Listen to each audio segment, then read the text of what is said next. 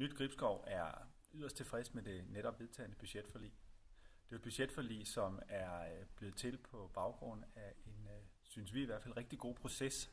Der var ikke noget givet flertal på forhånd, men det var mulighed for at spille ind med de gode idéer. Og det synes vi ses tydeligt på det resultat, der ligger, som efter min mening er udtryk for et ægte samarbejde. Det, som jeg har lyst til at trække frem som måske det allermest epokegørende i det nye budget, det er, at der er afsat midler til at etablere en ny skole i Gilleleje. Noget, som der har været talt om i nogle år, men som nu lige pludselig kan blive virkelighed. Nu skal vi i gang med processen om, hvor skal skolen ligge, hvordan skal den etableres, det er det næste. Det er også vigtigt at sige i den forbindelse, at den nye skole i Gilleleje skal ikke være større, end behovet er i Gilleleje. Der skal fortsat være skole på Tingbakken, og der skal fortsat være skole i Blistrup.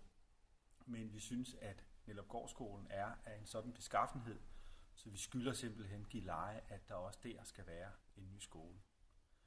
Det, der også er værd at bemærke i det nye budget, det er, at der er sat 9 millioner af til implementering af den nye læringsreform, der gør, at man på den her måde får mulighed for at styrke den pædagogiske ledelse og indlæring på alle vores skoler og på hele dagpasningsområdet.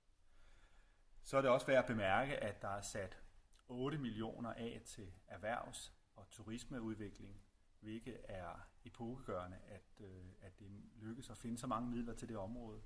Så der er fortsat puljetanken, som Nyt Gribskov jo søsat ved sidste budgetforhandlinger.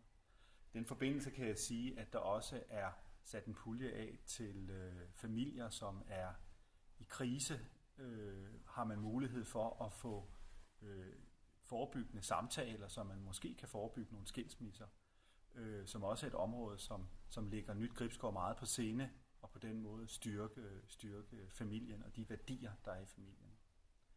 Så samlet set, så er det et budget, som Nyt Gribskov er rigtig stolt af at være en del af, og som vi mener